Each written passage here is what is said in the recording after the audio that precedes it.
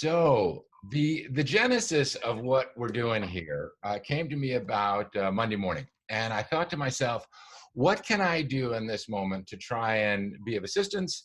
I love negotiating. I love talking about it. We're all in this quarantined environment right about now. Communication techniques and styles to assist us all in our closed environments may be of value. I've got a focus of looking at it in certain respects from a kid's perspective. So I'm hoping if you've got kids around you that you will invite them to participate. Let them know we're going to have a negotiation called dessert before dinner. So we're going to see how that plays out. So, ultimately the intention is this. Um, we have a glorious opportunity here to really enhance our relationships and the way we communicate with each other. So let's dive in. So the title of this is called Negotiate This, or Lessons from the Trenches of Negotiation That Apply to Quarantine Living. Now, today's intentions are to have fun. Most important, we're going to go for about an hour. We're going to be very interactive. So certain things that I'll talk about, write these things down, and I'll prompt you to do that so that you can consider it after the fact. You may be in different negotiations and different phases of those, and some of the techniques we're going to talk about may very well apply to you, okay? So we're also going to, I'm being told that, yes, I got the recording. This is the first session in a series of, we'll see if we do more of these. So this is all part of the dynamic of that. And on the chat, if there are any kids, I'd love you just to chat, say, yes, I got a kid, and give me their age as well, okay? Would love to play to that. Now, if you're alone and there's no one else in your environment, well, then this is just an opportunity to continue talking to yourself as we go through these exercises. So goodness knows we have plenty to talk about. So the chat feature, again, is the opportunity. I can't hear either. Okay, so hopefully you can hear now. Join audio. Great, look at, oh, we got kids, 3.5, a monster, 3 and 6, 16 months, great, super. So what I want you to do as I prompt you with something, use the chat and we'll talk about that. So we're gonna look at two key ideas. One is the folly of assumption, and I use the word folly, and then honoring everybody in the environment of a negotiation. And so right about now, we could all use some time to really honor each other. We have requests of each other. We have our own needs. The more we consider the consciousness of, I want to honor you as I go into some sort of dialogue that is a negotiation, it changes the tone, it changes the energetic flow, and it creates a more fertile opportunity to move forward, especially with kids that may have a tendency to place demands, as it were, like, I want this. If we open up the consciousness for them as well that, hey, let's honor each other in this equation, it may serve us all really, really well. So, and we'll see about that. So let's talk about the great orange story, okay? So there is, there's a dad, and he's in his part of the house, and he's overhearing two of his kids fighting, and they're fighting over one orange, and brother and sister, and they're going at it, and they're going at it. I want the orange, I want the orange. And finally, the father gets up, goes to the kitchen, gets a knife. This is not a harrowing story. And he goes to the room, he grabs the orange, he puts it on the table, he cuts it in half, he gives both kids one half of the orange, and still neither kid is happy. Why? Why do you think that both kids are not happy? Anybody got a thought on that? Let's see. Anybody got a, let's play this out from perspective of chat. Anybody got a thought? Or I can unmute you and we can see how that goes. Yes, hi. No, he one of can our let previous everybody in, protests is at 3 o'clock and 3:15 today. Yeah, okay, we're gonna go. And I was wondering if Finding a participant. Okay, I'm gonna give you the answer. Okay, they both want to be right. There's no winner. They didn't figure it out for themselves. Kids just wanted the whole, because the kids wanted the whole thing. Okay, they don't want to share. Great suggestions. What really happens was one kid wanted the fruit of the orange and the other one wanted the skin. So there was an opportunity to make one orange work for two people. And so when you consider that what the dad did, frustrated, didn't want to hear it anymore, just took matters into his own hands, made an assumption, and literally just took matters into his own hands, cut the thing in half and said, here, now be happy. But what he could have done is he could have been more honoring of the situation. He certainly could have come into the room. Jealousy and power is what Karen Mizrahi said. Well, there you have it. The idea is this: if I come into a situation and I hear that there is discord, as opposed to just making the assumptive conclusion that I'm going to go for a solution here and be done with it, to give both kids the opportunity to say, hey, listen, guys, I'm in the other room. What are you fighting about? Because it's really starting to bother me. We can claim our own upset, our own anger. But then we can say, what do you both want? What are you fighting over? Asking a couple of questions could so simply then say, well, do you both want the same part of the orange? No, I want the rind because I want to make a tea out of the orange. That's the female perspective, we'll say. And the guy just wants, the brother just wants to eat the whole orange.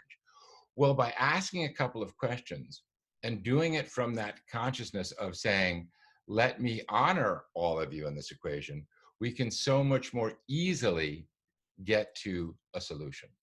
And when I consider environments where there may be a lot of people that are in a room, now more than ever, when we start to hear upset, first to understand, okay, what can I do? I don't like the upset, but then what can I do to make a difference? And before I just act on these things, and I'm guilty of this because I think it's kind of the male perspective usually to say, let's just fix it. Let's just make it better.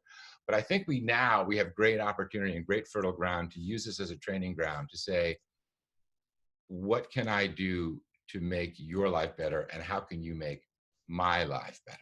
So that is a theory that I want us to consider. And so as you think about that, just make a note if you've got a pad or a piece of paper, and just consider a negotiation that you're in right now with a family member or outside. And to what degree are you making some assumptions about what you know to be right or wrong? And or should I even call that person? If I call that person, then they're not going to want to hear from me. We know that endless tape, right? Where we just continue to talk ourselves out of doing something without any of the information. So by asking a simple question done from an honoring perspective, it's so much easier to then simply create a dialogue that works for everybody. Okay, so any questions with that? Pretty straightforward. Get rid of that. Everyone in the reading room. All right. We'll see how this all plays out. So let's keep going. So I made reference to the dessert before dinner negotiation. So as kids and as adults, how many of us like that idea, right? Would love to have dessert before dinner, but there are different factors that go into dessert before dinner. Parents have their own perspectives on this. So if there was a kid that is of age, I'd love to call that child forward to chat with me for a moment. Does any one of you have a child in the, we'll say 9 to 15 zone that would like to play? I have a contingency plan if I don't have some. I'm just looking to see if anybody's typing. No one's typing. But I am enjoying some of these chat. The parents are always wrong. I think everyone is being homeschooled. Okay, so let's look at it from the perspective. So if you're a parent, if you're a kid, what are the odds that you think before you ask the question that your parents are going to be okay with dessert before dinner? Consider that. Odds are probably not very good, right? What percentage of the kids wouldn't even ask the question because they think that's silly? We're a macrobiotic household. We're vegan. We don't eat sugar. We fill in the blanks, right? So whatever that could be. There is a wonderful opportunity for kids to be given permission to ask. Just ask the question. I may not say yes, I may say no, it doesn't matter. But when you ask questions that articulate what it is that you want, and as human beings, as adults, when we ask for what we want, we stand a greater opportunity to then to move our agenda forward and what we want. So Elizabeth has an 11-year-old. Does your 11-year-old want to play? She says, not great. She prefers having it after dinner.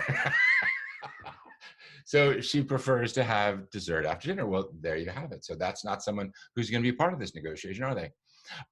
So let's look at it then from someone who would like that. And I'll keep playing the kid because my kids always ask for dessert before dinner. Great. So I'm not alone in this. So how do we ask for what we want? Now, when we forget self-honoring choices and we demand something of someone, I want dessert before dinner. How do you think a parent is going to receive that? Probably not very well. Is there any honoring in that? Probably no, not too much. But the same can be said, we can expand this to, if we're doing a deal, so I want you to sign this offer, that's probably going to create some distance, right? Some discord. So when we consider it from a strategic perspective, and if I'm a kid and I go, okay, I'd really like dessert before dinner, what do I need to do to make that happen? That's a great preamble. I love that mindset. And then I would go into it from the perspective of saying, hey, mom, dad, under any circumstances, could we have dessert before dinner tonight? So what does that question do? That question, in many respects, opens the door for discussion. It's not a demand, it's an ask. And what it does, it starts to create a dynamic. But what you'll start to find with this or in any negotiation, when there's self-honoring choices being put forth, you have the ability to create that fertile ground for dialogue, for collaboration. I would like this. How does that work for you, as opposed to I need this? And so when we play that out, then a parent could come back and say, well, you know, if you have dessert before dinner, you're probably going to ruin your appetite, or you're not going to get the protein you need, or those things. I said, I understand, but I'm not asking for it every night. So now we're qualifying our ask. What about tonight? Under what circumstances could be that be done? Well, I, as a parent, go, well, I'd love you to take out the garbage. I'd love you to make your bed. I'd love you to take a shower and brush your teeth. There's a litany of things that could come forward, right? These are all terms of our arrangement. And as a kid hears all of those terms, they can say yes or no to those things. But what I love about the dynamic, and it's simplistic in its outer shell, but underneath it, ideally, you get the spirit of that by asking this in such a way, we have the opportunity to really engage with our kids, with our spouse, with everybody, to say, this is what I would like. How does that work for you? Under what terms, and how do we make that work? It starts to change a dynamic. And I really believe from a negotiating perspective, as a negotiator, the more I understand what I want, but then divorce my attachment to that outcome, I stand a much better chance by then asking of that other side, hey, this is what I'm thinking. How do you feel about that? How does that work for you? Let's discuss it. So any questions with any of that? People keep joining. I'm sorry that I'm not getting into that quickly. Yeah. Okay. So any questions? Pretty straightforward, right? Okay. Let's see here. Where am I in this? Moving through. All right. Another dynamic that I want to talk about in terms of self-honoring choices and honoring the dynamic of everybody involved. There are two ways that we can present our negotiation. One has an energy of selling. I want something from you, and this is what I'm going to give you to get it. The other is more of an education dynamic, and it's much more of, well, this is what I see in the equation, and based on the information you've given me, this is what I think could support you going forward. So let's take it to any house negotiation. If I've got a client that wants to buy a home, and I meet them where they are, and I simply say, well, tell me what the dynamics of what you're looking for. I had this conversation just yesterday, as a matter of fact, with someone, and I got a very good sense of what it is they were looking for. And with no attachment to the outcome, I was able to engage with them in discussions and topics and considerations for them to then, one, digest, and then two, thereafter, consider as for them on course or off course. See, because when I'm in an education mindset, I'm of the mind that whatever you choose to do is fine with me, because you're the one who's going to ultimately make the decision. I'm just here to help shepherd you through that, to give you that information, to then make those decisions and choices that serve your needs.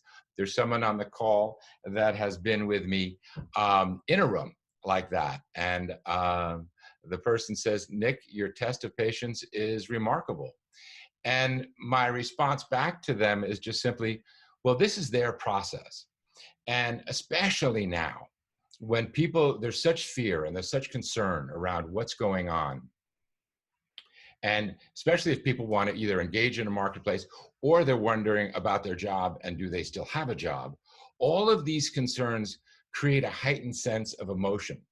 And the more we have the ability as grounded, neutral players to put forth whatever the information that we have, our best expertise, our best guidance, but then give them the freedom to, one, digest it, and then to incorporate the dynamics of what they want in their timing.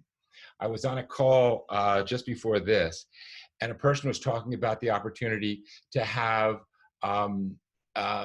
relationships with a big investor. And the big investor is saying, I'm looking for the opportunity to make money in this marketplace.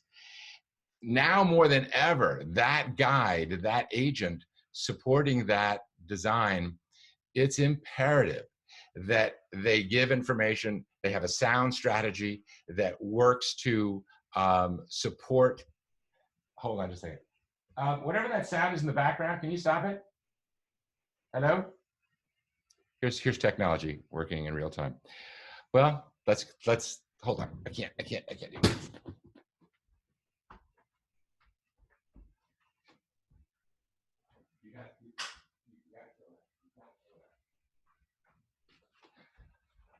Okay, and we're back.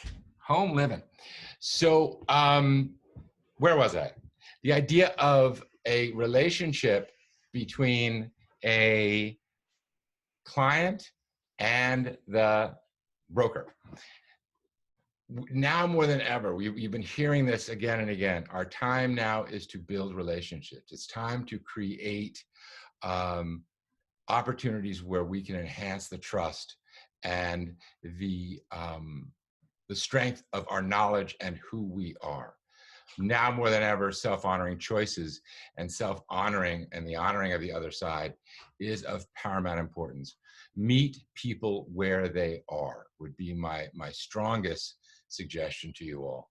The fear, the concern, that is paramount right now. And our ability, for those of us that have the good fortune to be able to breathe at this time and not be bound by our own fears, our own constraints, we are in a very luxurious position. And so how we attend to these negotiations, these what I'm calling caring sessions and communications, that is the greatest service that we can do with each other. And so I now take it back to the home environment, and I want to get rid of that box. Okay.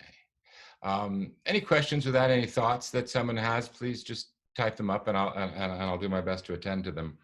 I guess my question right now is, what is the biggest frustration you have in your own home environment, and how, when you consider whatever the situation is, the ability to get in someone else's shoes, to honor what their concerns are.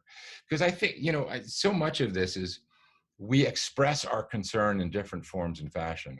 For me, I'm very, I, I don't put that out there too much. I internalize that. I figure it out. I figure, well, I don't want to let anyone know what my concern is.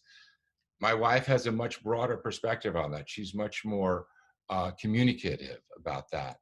And now more than ever, the combination of assumption and not being in an assumptive mindset to really ask those questions. How are you doing right now? What is there anything I can do for you in this moment that would support you?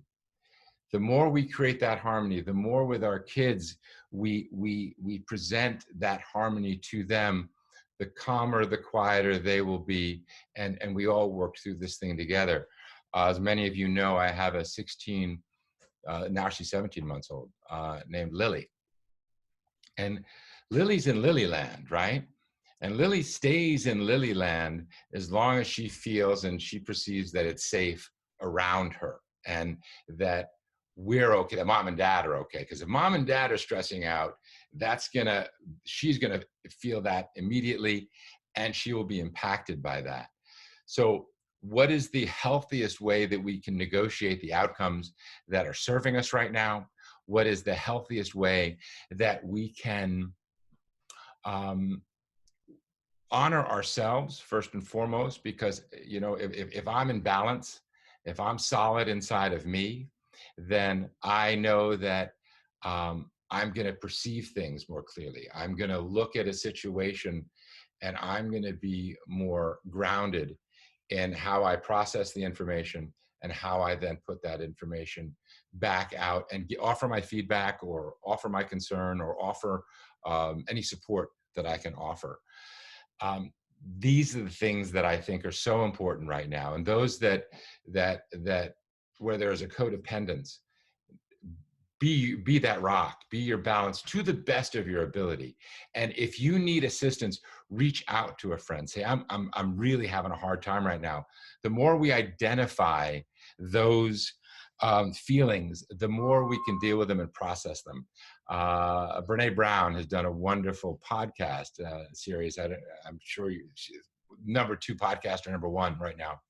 And she had someone on from Yale. My wife was telling me about it, who said it's so important that we identify our emotions because then we can deal with them.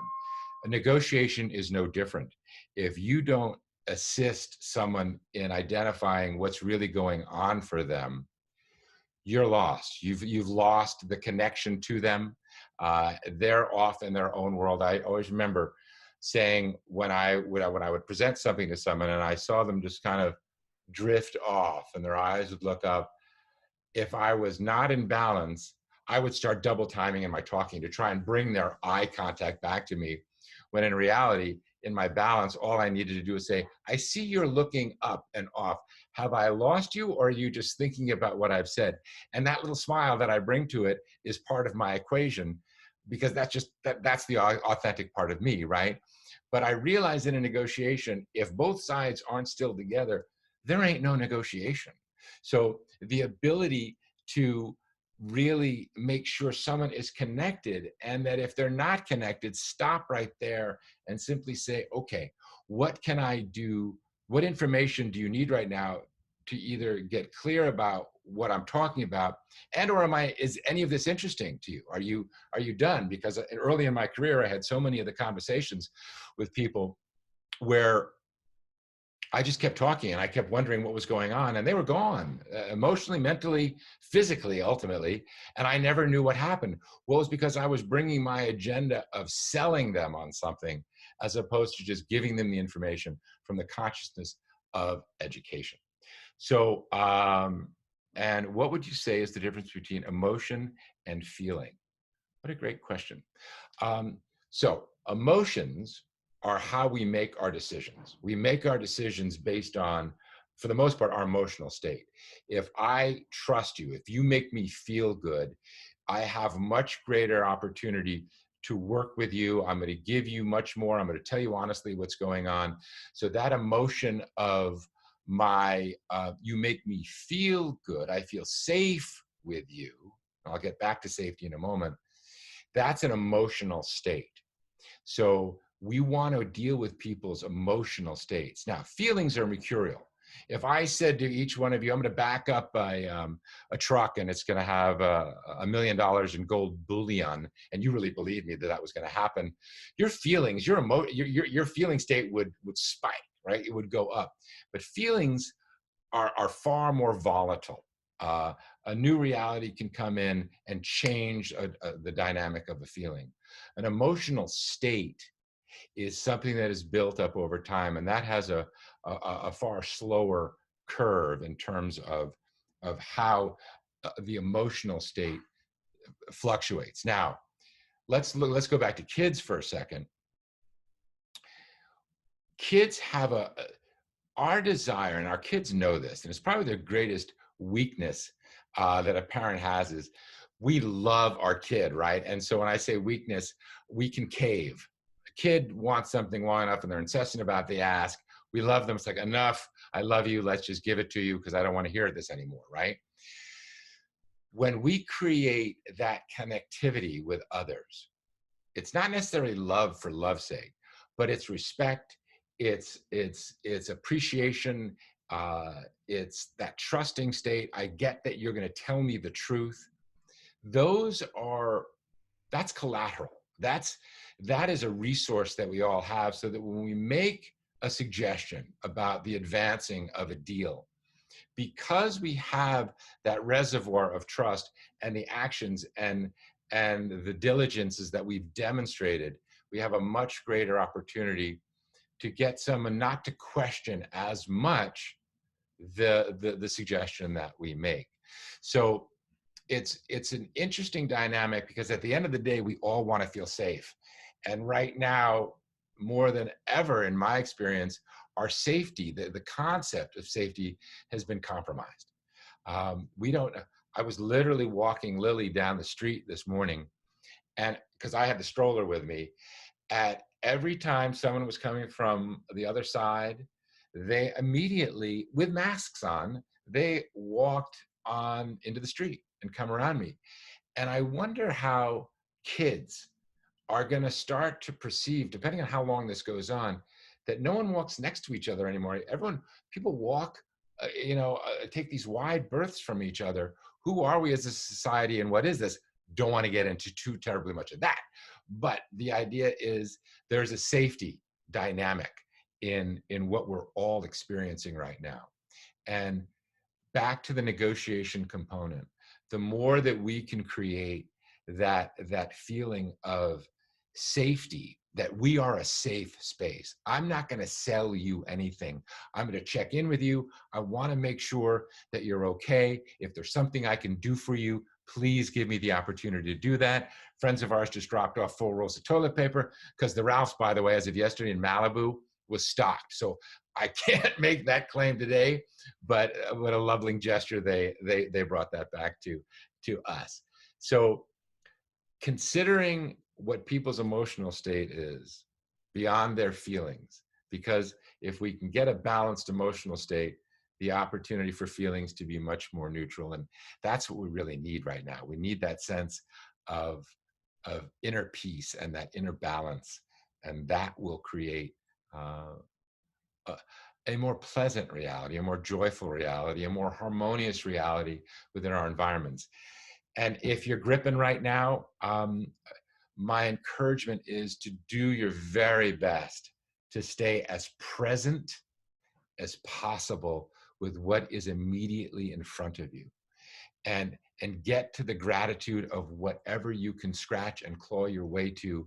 And as you look around your environment, if there is a roof over your head, if you're not hungry in that moment, that's where we need to reduce it to, because I've been in that moment. I've been in that. In 1996, I had $100, and I just said, well, I can't worry about what I don't have. I can only focus on what I can do. And that became my mindset. What can I do right now? I've been doing this Coffee and Courage thing, and I appreciate those of you that are checking into it. It's a story that I do probably 5 days a week. And each design of the Coffee and Courage is just a sound bite to create an idea of something that you could do, a courageous act that could forward your position and or just simply give you a greater sense of accomplishment in the moment. Those of us that do not have 9-to-5 jobs where we get a salary every other week, we need to create our wins along the way. And right now, those of us that are A types are all, I would imagine if I'm myself looking for things to do to stay productive, to give myself that internal sense of I'm accomplishing something, I'm doing something.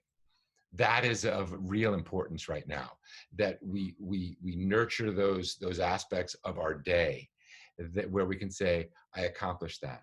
Set small goals for ourselves. Let's make sure and then meet those goals, because when we honor the commitments we make to ourselves and to others, it builds our sense of trust. So, woo, that was quite a dialogue, or a monologue, as it were. Would love to know, how do you shift from 96 with $100 to little things done consistently in excellence create a major impact. Those of you that know me know that I live my life by that. That became the essence of a book that my wife and I wrote called On Your Terms, about success creation and about claiming success for me as an individual, and not looking out there to compare my success to what I think others' success is. The more I claim my success as my success, it's authentic, it's whole, it's mine. I don't need to look over the bow to anybody else. And then once I'm clear about that and I claim that, then there are action steps that we can take to create an architecture to build on and to execute on that vision of success.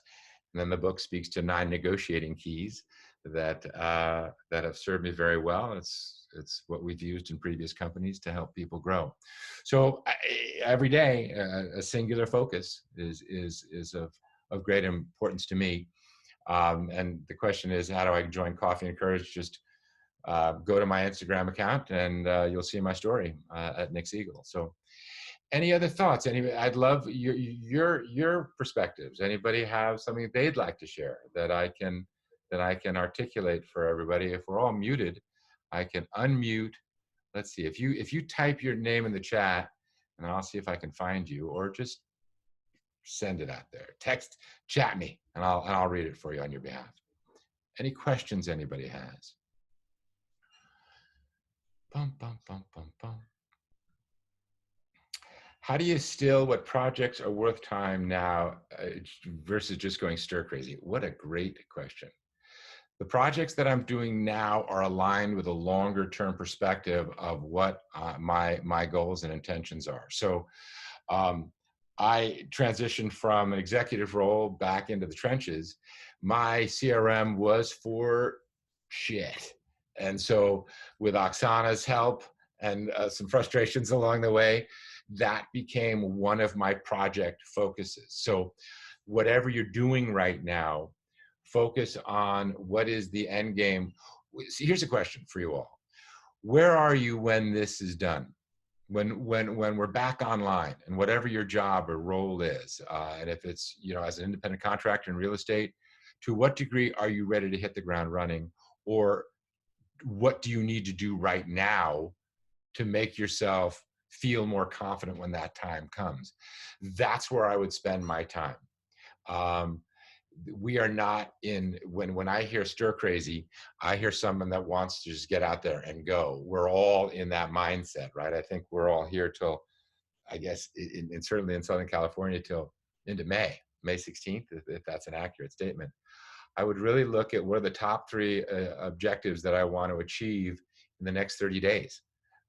Give myself a definitive timeline. Work backwards from whatever the end game is to what are those stepping stones along the way that create that end product when 30 days are achieved. And then after I do what I can do in those 3 projects, I give myself a break. I say, okay, I'm off duty right now. I'm gonna let my mind wander. I'm gonna take care of myself and enjoy my surroundings, enjoy this down time. So much of my my focus is, can I quiet down? Can I slow down what I'm doing so that I can be more present with and enjoy what I've created to date? See, because when I don't enjoy what I'm creating to date, and I'm always looking over the bow to what's next, I'm never in peace. I'm always in that agitated state. So for me, this has been an incredible opportunity to slow it down enough so that I could then consider what's really important to me. My family is important to me. My health is important to me. The projects that I want to get off the ground are all important to me. And then the time just to take a walk and say it's okay to be off duty. But we got to give ourselves that permission.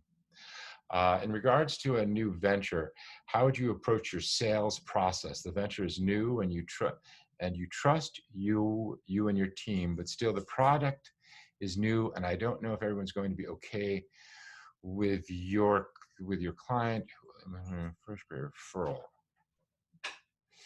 Okay, so any sales process starts with a product. If the product is outside of yourself, it is a piece of collateral.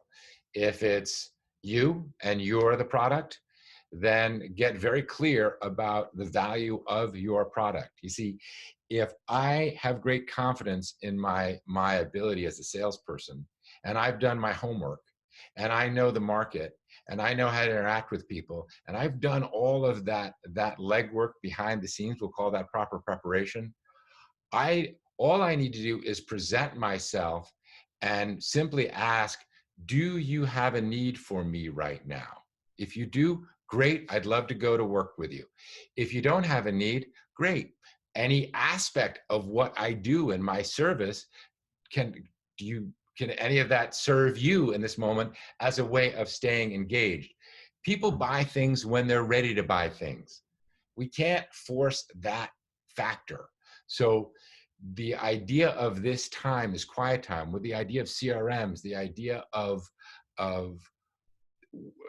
connectivity is all designed to just simply stay engaged in a top of mind consciousness and position yourself in the best light possible. Whatever your product is going to be, Carlos, it's empowering your sales staff to understand the product, to believe in the product, to get them inspired by the product, so that when the time comes to introduce the product to the marketplace, everyone has an internal alignment, a belief in the product, and a genuine enthusiasm to present it. And I will tell you, the thing that galvanizes and gravitates people and gets people connected, the first blush is your enthusiasm for it. And if your enthusiasm for something is genuine, that is infectious, and people will want to be around that enthusiasm. And there's no sell in enthusiasm if it's an authentic, earnest, hey, I'm just excited about what I'm doing. What are you doing?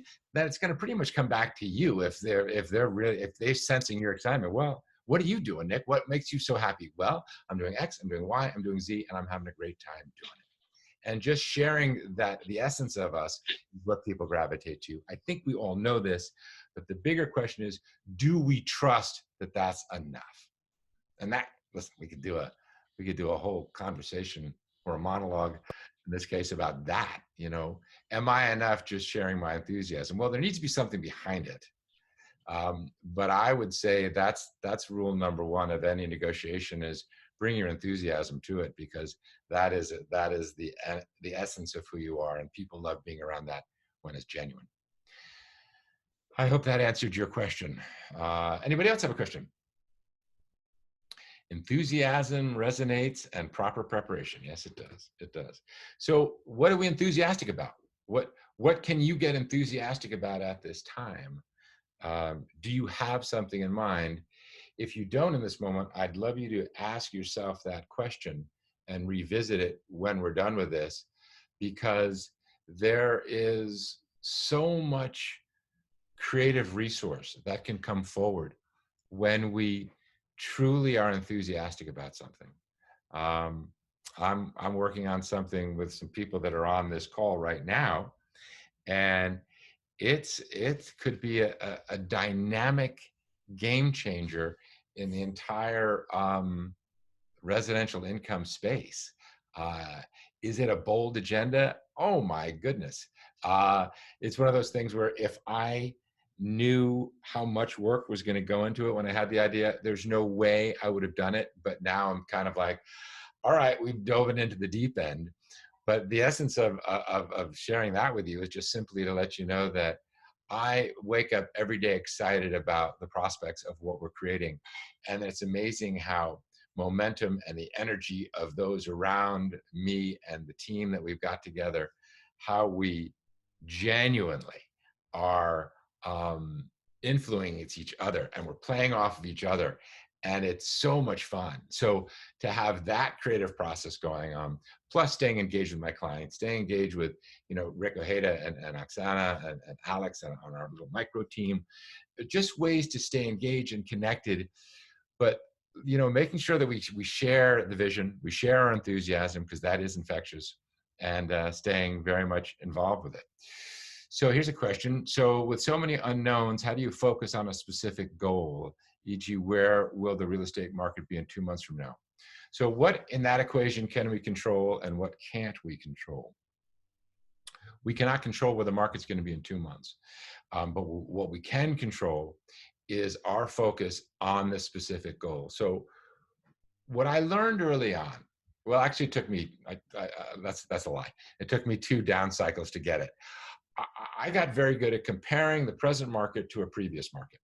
And what I mean by that is if the market was at a lower level and then now the market was up, I'd go, this market is crazy. These are insane prices. How can these prices be so insane when I look back at the market that was before? Well, this is the market. Doesn't matter what the last market was. It's how do I deal with this market? So what I would suggest for anybody that's in the real estate trade right now is really get very focused on your human interaction skills.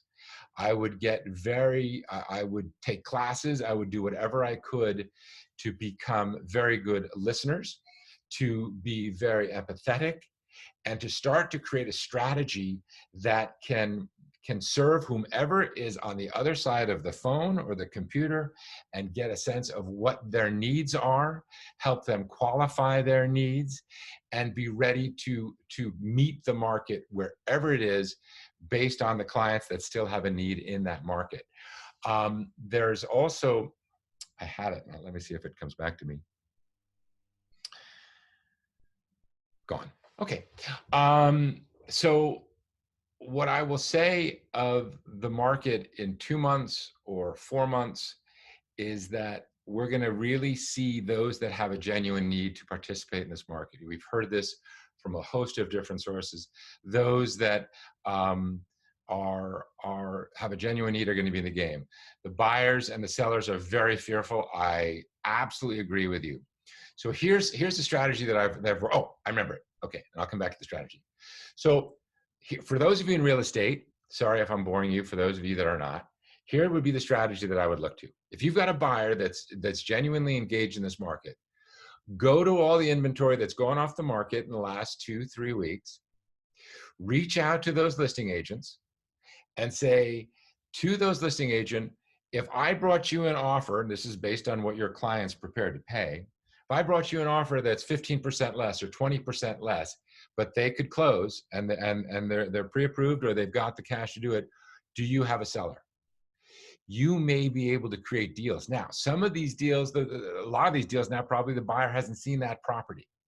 We can work with the dynamics of, stay at home, in the same place, safety, whatever we're calling. We're not all in the room at the same time, but you can negotiate deals subject to a visual inspection. There is an inventory pool out there. Take advantage of it by picking up the phone and calling those listing agents. You may find a treasure trove of inventory that may work for your specific buyer. And those sellers that are on the market, I would be pricing my properties. I think Mark McLaughlin touched on it just yesterday in a memo that he put forth. Price for a 10 to 15% drop now. Get out in front of it. If there's that kind of demand for the house, the organic market is going to drive the price back up. But if someone needs to sell, don't look at comps from last month. look at comps that build in as much of a downturn that your seller can stomach, and then get on the market at that point with a massive promotion campaign, with great pictures, with great video. Take advantage of the tools that are available to you, and because you got a lot of agents that would love to make deals. And look at that. Someone just said, I just got a deal in contract by doing that. It does work. Well, there you have it. Any thoughts and strategies or words of wisdom on how to deal with this in this current market? So I think I touched on that. The sellers, be honest with your sellers. You know, no one knows where the market's going. Buyers want to buy and sellers want to sell. When you've got a seller that wants to sell or needs to sell, be effective in your pricing. Know this from a statistical perspective. If there were 10 sales a month ago in a given neighborhood in a price point, and if there are only, and I say this as an if there are only 3 sales 90 days from now, how much more impact does each one of those sales have on that current market reality versus the 10 that took place 2 months ago? Every sale is going to impact the values and is going to reverberate in that micro market condition. So if you want to get in front of that, get aggressive on your pricing now and take advantage of it. Now, if a seller doesn't want to do that, fine. They don't have that need. That's not the end of the world, but it is a sound strategy. You're not selling someone down the river, so to speak. That's a strategy that I would stand behind 7 days a week. Love this line in our communication. As a seller, you can either set the comps or be one reacting to the comps. Absolutely. That is, thank you, Rick. It's true. Because listen, the safest play in this, get out of the market. Let the falling knife, as it were, drop. And you're going to miss the bottom of the market. That's so. If that's the risk reward for you feeling a greater level of comfort, get out of the market, let it settle down, and come back in line. But I will tell you, the agents that are the pros that are in this game now, that can truly honor the perspective of the client and sacrifice their own need in the short term, those are the ones that are going to survive and thrive in this marketplace. And that takes great mental fortitude. It takes a great degree of trust. But what's the option? What is the alternative? To what degree can you think you're going to con someone by saying, hey, this is a great deal, this is a great deal, and that feigned enthusiasm, people are going to smell it, and whatever their fear factor is, remember, emotional states, that is going to repel them from you. And a relationship that you may have spent 6 months building, 2 years building, however long that process is, that's all gone. That evaporates because of your short-sighted thought. And it is a very difficult suggestion. I know that all too well. I've been on all sides of the spectrum. I'm just telling you, whatever you can do to cut your costs, to really manage how you live today so that you can stay in an expanded and a consciousness of freedom and abundance, you are going to be better served, because that's what's going to resonate out there. So that's my strong encouragement. Do you have any experience in building using your own technology to apply it to real estate industry, or do you just use what's available? Building as in construction? I'm not sure if I can answer that question, Carlos. I don't quite understand it. Yeah, like IP. Well, IP is just coding, right? It's just it's how you package it. So your intellectual property is what you make of it. To what degree do you see a landscape where there's a white space that you can fill a void? My strong suggestion is kick the tires many times. Do not spend a lot of money on something unless you've really pivoted 5, 6, 8 times to make sure you've got the right combination of factors that shows that you can bring a product or an IP to marketplace that genuinely fills a space. Holy mackerel, it's 1:50. Any other questions, any thoughts? While you're typing that, just a refresher, don't make assumptions with those around you right now. Express the emotions that you're feeling right now. Share. and honor everybody in your environment, including yourself, so that you can indeed create that fertile ground with which to communicate, to love each other, to support each other, and because we will get through this. It's definitely going to take its moments, but how we appreciate our moments, each and every one of them, gives them their real value. So I hope you're well. Your family is difficult than I was expecting. Okay, well that's something for me. Any other questions that anybody has at this time? I'm going to break a little early because candidly, I'm tapped out. I wish you all the very best. If you like this concept, if you would like to join me next week, just ping me, let me know. And my next one would be qualifying questions and how to ask those. So I wish you all the very, very best. Stay safe. God bless. Talk to you soon.